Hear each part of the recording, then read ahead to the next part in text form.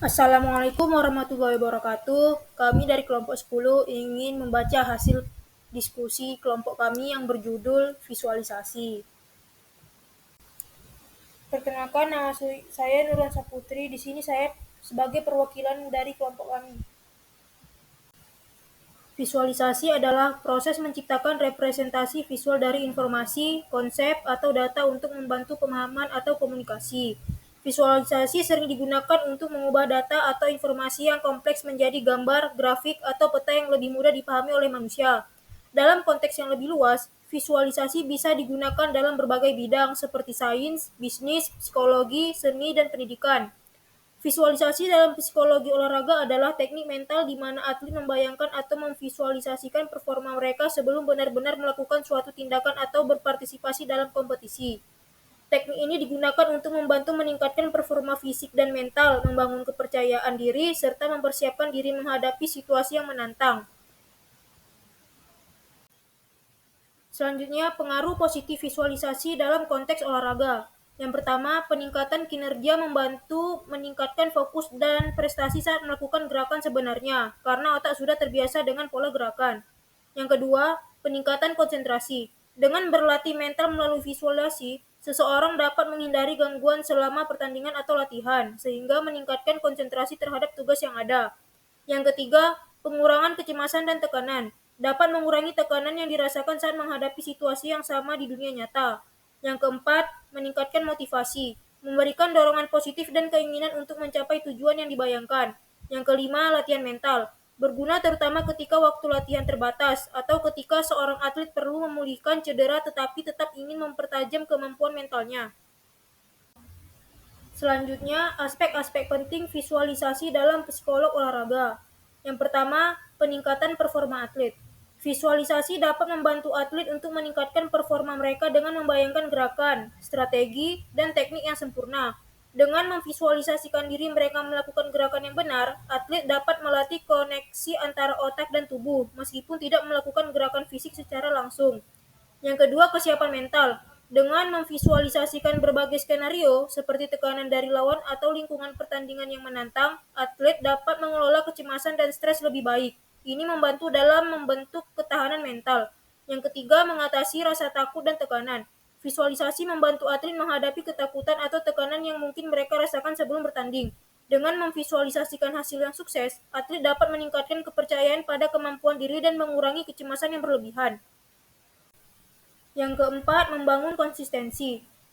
Dapat mengembangkan rutinitas mental yang baik. Ini membantu mereka untuk tetap fokus pada tujuan dan menciptakan pola pikir positif yang sangat penting dalam olahraga di mana fokus dan konsentrasi merupakan kunci kesuksesan. Yang kelima, pemulihan cedera. Visualisasi juga dapat membantu atlet yang sedang dalam proses pemulihan dari cedera. Dengan membayangkan diri mereka kembali ke lapangan atau arena dan melakukan gerakan dengan sempurna, atlet dapat mempercepat proses pemulihan mental dari trauma cedera. Yang keenam, pengembangan strategi. Visualisasi tidak hanya terbatas pada keterampilan fisik, tetapi juga pada strategi permainan. Atlet dapat memvisualisasikan skenario permainan dan bagaimana mereka akan merespon situasi tertentu, seperti strategi bertahan atau menyerang, sehingga mereka lebih siap secara taktis saat bertanding. Selanjutnya, di sini kami melampirkan contoh penggunaan visualisasi dalam olahraga. Yang pertama itu Michael Phelps, perenang legendaris, menggunakan visualisasi sebelum setiap lomba untuk memvisualisasikan setiap aspek dari balapan, termasuk strategi berenang dan bahkan skenario kegagalan seperti kacamata renang yang rusak.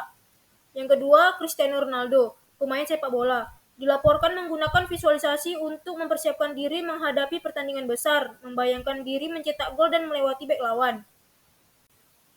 Selanjutnya, langkah-langkah visualisasi yang efektif dalam psikolog olahraga. Yang pertama, relaksasi dan persiapan fisik. Sebelum memulai visualisasi, penting untuk mencapai kondisi fisik dan mental yang santai. Latihan pernapasan dalam atau meditasi ringan sering digunakan untuk membantu atlet merasa tenang dan fokus. Duduk atau berbaring dengan nyaman di tempat yang bebas dari gangguan. Yang kedua, menentukan tujuan visualisasi. Tentukan apa yang ingin dicapai dengan visualisasi. Apakah untuk meningkatkan teknik tertentu, meningkatkan fokus, mengatasi tekanan pertandingan, atau mengurangi kecemasan. Tujuan yang jelas akan membuat visualisasi lebih terarah dan efektif. Yang ketiga, latihan konsisten dan berulang. Seperti halnya keterampilan fisik, visualisasi memerlukan latihan yang konsisten untuk menjadi efektif. Lakukan sesi visualisasi secara rutin, baik sebelum latihan, pertandingan, atau saat sedang beristirahat. Yang keempat, membangun gambaran yang jelas dan detail.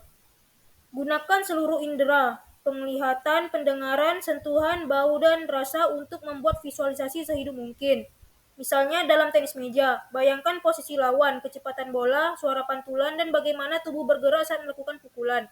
Yang kelima, melibatkan emosi positif. Ciptakan suasana emosional yang positif selama visualisasi. Bayangkan bagaimana perasaan Anda ketika mencapai kesuksesan, misalnya setelah memenangkan pertandingan atau berhasil melakukan pukulan yang sempurna. Ini membantu membangun rasa percaya diri dan motivasi. Yang keenam, memvisualisasikan proses, bukan hanya hasil. Fokus pada proses dan teknik, bukan hanya hasil akhir. Dalam olahraga, misalnya, bukan hanya membayangkan menang, tetapi juga langkah-langkah teknis dan strategi yang diperlukan untuk mencapainya. Visualisasi yang berfokus pada proses akan membantu memperkuat keterampilan motorik yang diperlukan selama pertandingan. Yang ketujuh, mengatasi tantangan dan skenario negatif. Latih mental untuk menghadapi situasi sulit. Misalnya, bayangkan bagaimana Anda merespon ketika menghadapi kekalahan sementara atau gangguan selama pertandingan. Ini membantu atlet lebih siap menghadapi tekanan dan kesulitan di dunia nyata. Yang ke-8, menggunakan perspektif internal dan eksternal. Internal, bayangkan dari sudut pandang pertama, seolah-olah Anda benar-benar melakukan aktivitas tersebut. Ini membantu Anda merasakan gerakan dan respons tubuh.